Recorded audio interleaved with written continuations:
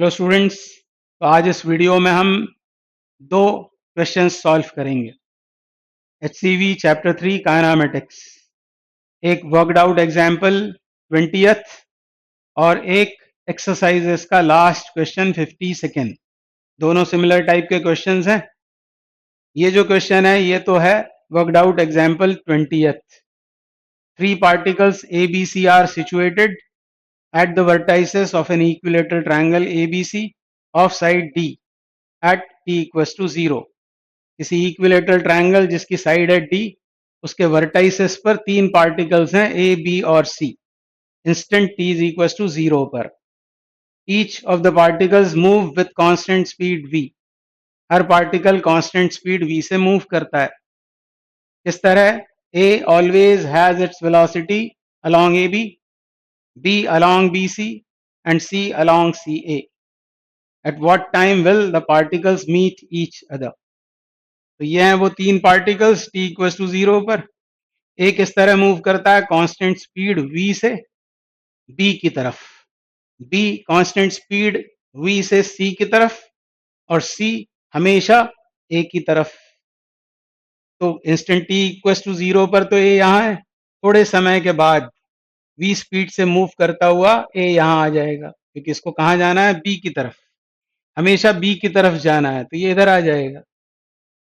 मान लो यह है A1, नई पोजीशन A की, तो B स्पीड V से मूव करता हुआ यहाँ आ जाएगा। ये उतना ही होगा जितना ये है डिस्टेंस या उसका डिस्प्लेसमेंट। ये यहाँ आ गया B1 और C यहाँ आ जाएगा C1 पर। तो यहाँ ध्यान दें कि ये ट्रायंगल, इक्विलेटरल ट्रायंगल जो साइड D का था, अब थोड़ा छोटा हो गया है, मतलब उसकी जो साइड्स हैं वो थोड़ी छोटी हो गई हैं। रहा अभी भी वो इक्विलेटरल ट्रायंगल, क्योंकि हर एक में, हर साइड में इस इतनी लेंथ का क्या आया होगा? डिक्रीज। तो फिर से ये एक नया इक्विलेटरल ट्रायंगल बन गया। अब इक्विलेटरल ट्रायंगल में आपको पता होगा उस फिगर का सेंटर, उसको कहते हैं सेंट्रॉइड। एक स्पेशल पॉइंट होता है सेंट्रॉइड, और वो सेंट्रॉइड ऑल्टीट्यूड को 2:1 के रेशो में डिवाइड करता है। यहां मैंने फिर से एक इक्विलेटरल ट्रायंगल बना रखा है ए बी सी, और किसी भी वर्टेक्स से ऑपोजिट साइड पर जो नॉर्मल ड्रॉप करते हैं वो कहलाता है ऑल्टीट्यूड। ये ऑल्टीट्यूड भी है, एंगल बाइसेक्टर भी है, और ये परपेंडिकुलर बाइसेक्टर भी है। इक्विलेटरल ट्रायंगल में तो सब एक जैसे ही होते हैं, एक ही होते हैं। तो ये है वो एक स्पेशल पॉइंट, इसको जी से डिनोट करते हैं, और ये होता क्या है? सेंट्रॉइड। यह है सेंट्रॉइड, और सेंट्रॉइड की खासियत ये होती है कि ये ऑल्टीट्यूड को 2:1 के रेशो में डिवाइड करता है। ये मिलता कैसे? जहां तीनों मीडियंस या परपेंडिकुलर बाइसेक्टर्स या एंगल बाइसेक्टर्स मीट होते हैं, वहां मिलता है इस फिगर का सेंटर। तो जी है सेंट्रॉइड, और इसने ए एन को 2:1 के रेशो में डिवाइड किया। तो ये ए जी कितना है? ए जी ऊपर वाला हिस्सा कितना है? तो ये होता है A/√3, और ये नीचे जी एन कितना है? तो ये है A/2√3। फिजिक्स में इसकी बड़ी जरूरत पड़ती है, वैसे भी हमको याद होना चाहिए।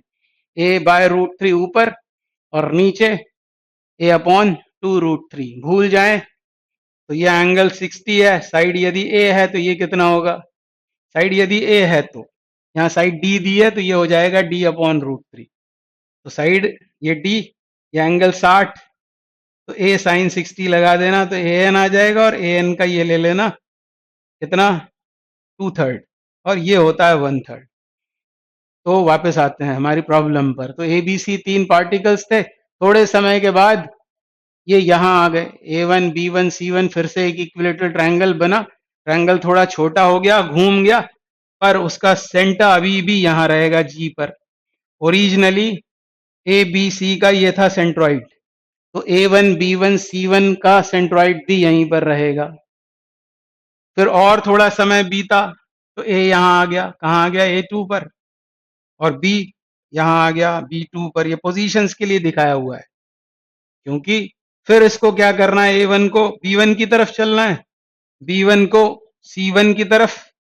तो A यहाँ आ जाएगा, B यहाँ आ जाएगा, और C यहाँ आ जाएगा C2 पर। और थोड़ी देर बाद ये यहाँ आ जाएगा A3 पर, ये यहाँ आ जाएगा B3 पर, ये यहाँ आ जाएगा C3, और थोड़े समय के बाद इसको बोलते हैं A4, ये B4, और ये हो गया C4। तो आप देख रहे हैं कि हर बार इक्विलेटरल ट्रायंगल फॉर्म हो रहा है और उसका सेंट्रॉइड वहीं बना हुआ है। अब ये जो है B का पाथ है, B से B1 होते हुए B2 होते हुए B3 B4, तो इसका पाथ आप इस तरह का बना सकते हैं चाहें तो। इसका पाथ जो है B का पाथ हमको ऐसा शो करना पड़ेगा। ये तो पोजीशंस हैं सब, ये सब पोजीशंस हैं, तो इन सबको ज्वाइन किया तो ये हो गया B का पाथ। इसी तरह से A का पाथ ऐसा होगा, इसको ऐसे दिखाना पड़ेगा, और C का पाथ इस तरह का होगा। तो आप देख रहे हैं कि इस पाथ से होते हुए तीनों पार्टिकल्स कहां पर मीट हो जाएंगे? G पर। तो अब ये याद कर लेना आप कि सेंट्रॉइड पर इनको मीट होना है। एक बात खत्म हो गई। अब यदि एग्जाम में क्वेश्चन आता है तो हम सब ये सब नहीं करेंगे, तो हम समझ रहे थे हमको उनको कहाँ मीट करवा देना है, उस फिगर के सेंटर पर, ज्योमेट्रिकल सेंटर पर, और इक्विलेटरल ट्रायंगल के मामले में सेंट्रॉइड पर, जो उस फिगर का भी सेंटर है। तो यहां पर इन पार्टिकल्स को मीट होना है। अब करते हैं हम मेथड 1। अब यदि मैं आपसे पूछता हूं कि बी का पाथ कौन सा है, तो आप ये बोलोगे ये है उसका डिस्टेंस कवर्ड। और यदि डिस्प्लेसमेंट की बात करें तो डिस्प्लेसमेंट कितना है उसका, यदि ये पूछते हैं कि उस पार्टिकल बी का डिस्प्लेसमेंट कितना है, तो आप ये बोलोगे ये डिस्प्लेसमेंट है। इनिशियल पोजीशन ये है, फाइनल पोजीशन ये है, तो ये है बी जी, उस पार्टिकल का डिस्प्लेसमेंट। अब इक्विलेटरल ट्रायंगल के लिए यदि बात करें तो बीजी की वैल्यू कितनी होगी? बीजी है डिस्प्लेसमेंट, यह है डिस्प्लेसमेंट उस पार्टिकल का, और वो है कितना? तो अब आपको याद आ जाए कि ये तो ऑल्टीट्यूड का अपर पार्ट है, वो d/√3 होगा, ये होगा। और b की वेलोसिटी का कंपोनेंट इधर क्या होगा? यह है 60, तो ये होगा 30, क्योंकि एंगल बाइसेक्टर भी है, एंगल बाइसेक्टर भी है, तो इस वेलोसिटी का इधर कंपोनेंट क्या होगा? ये वेलोसिटी का कंपोनेंट कितना? तो ये हो जाएगा v cos 30, और v cos 30 कितना होता है? cos 30 इज √3/2, यानी ये हो जाएगा v√3/2। तो डिस्प्लेसमेंट कितना? d/√3, किस वेलोसिटी से? v√3/2 से। तो हमको क्या चाहिए? हमको चाहिए टाइम, तो time is equal to displacement upon velocity. Displacement कितना है? d/√3, और किस वेलोसिटी से? इस वेलोसिटी से v√3/2। ये √3 मिलकर 3 हो गया। तो फाइनल आंसर हमारा क्या आ गया? फाइनल आंसर, टाइम हमको फाइंड करना था कितने समय के बाद ये मीट होंगे, ये हो जाएगा 2d/3v, 2d/3v। तो इतने समय के बाद ये पार्टिकल्स मीट होंगे। अब फिर आपको याद क्या रखना है? अब ये डायग्राम बनाने हम बैठ नहीं सकते, इतना समय हमारे पास होता नहीं। अभी हमने इसको समझ लिया है, अब याद ये रखेंगे ये पार्टिकल्स सिमेट्री की वजह से सेंट्रॉइड पर मीट होंगे। तब किसी भी पार्टिकल का डिस्प्लेसमेंट, अब ए को लेते तब भी ऐसे ही होता, उसका डिस्प्लेसमेंट ए जी होता, सी का डिस्प्लेसमेंट सी जी होता, और उसकी वेलोसिटी का कंपोनेंट अलोंग डिस्प्लेसमेंट वो हर बार यही आता, v cos 30। यानी किसी भी पार्टिकल के लिए आप ऐसा करते तो आंसर तो सेम आना था। अब इसमें आपको बहुत सारी बातें यदि याद रही तो वो बहुत जल्दी सॉल्व हो जाएगा। जैसे ये याद आ जाए आपको कि ए जी ये कितना होता है? d/√3।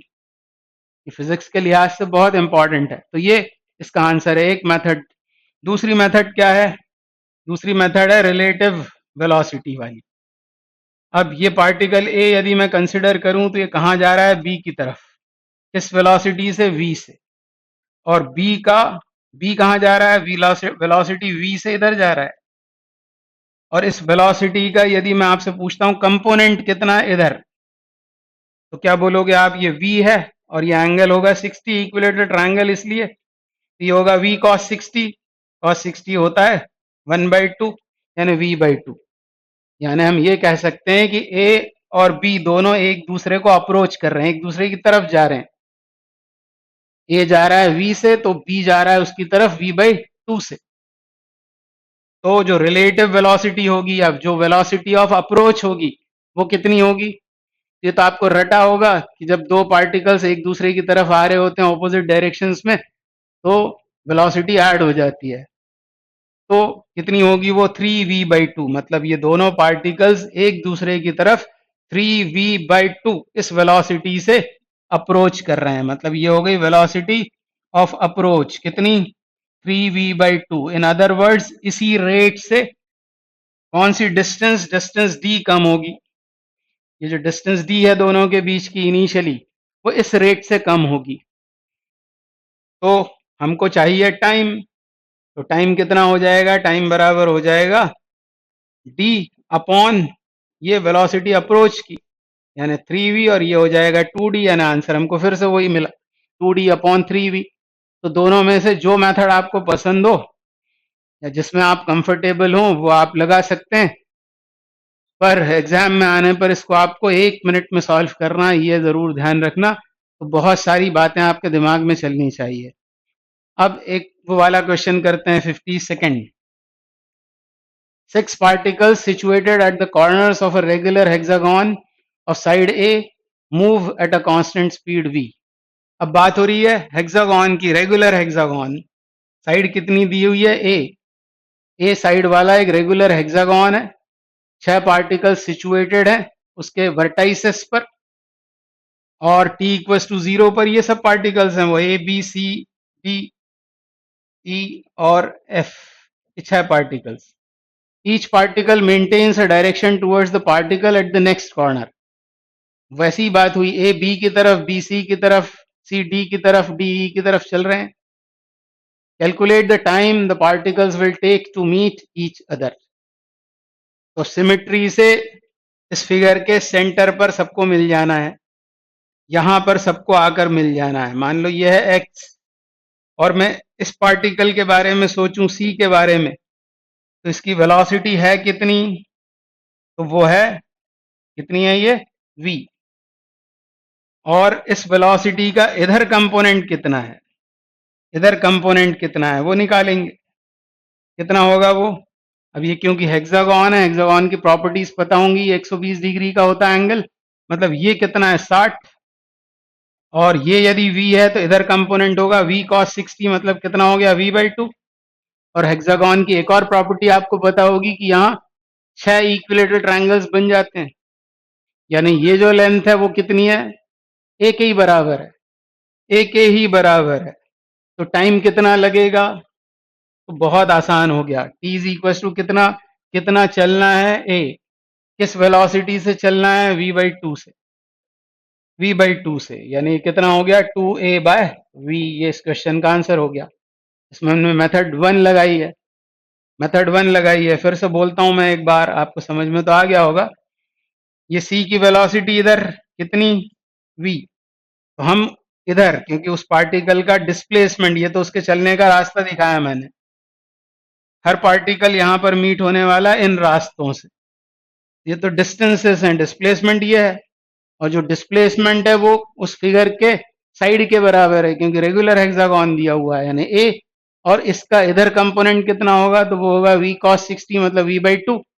डिस्टेंस a कवर होना है v/2 से, तो ये हो गया 2a/v। इस क्वेश्चन का आंसर है। ऐसे ही क्वेश्चन स्क्वायर में फ्रेम किया जा सकता है। ट्रायंगल में 3 पार्टिकल्स थे, हेक्सागोन में 6 हैं, तो इसमें 4 पार्टिकल्स होंगे और ऐसा होगा हर एक का पाथ, जैसे मैंने ये बी का दिखाया हुआ है पाथ, ऐसा होगा। डिस्प्लेसमेंट ये होगा, कितना होगा डिस्प्लेसमेंट, तो ये स्क्वायर है, साइड इसकी मान लो a है, तो ये कितना होगा इसका डायगोनल a√2, उसका आधा कितना होगा a/√2, ये एंगल 45 होगा। तो ये होगी वेलोसिटी, और वेलोसिटी का इधर कंपोनेंट क्या होगा v cos 45, मतलब v/√2। तो इस डिस्टेंस को किससे डिवाइड कर देंगे, v/√2 से, √2 कैंसिल होकर ये आ जाएगा 3। तो हर क्वेश्चन में इसी तरह से आपको अप्रोच रखना है, आसानी से आंसर आ जाएगा, कोई भी फिगर हो बशर्ते वो रेगुलर फिगर हो। Thank you very much.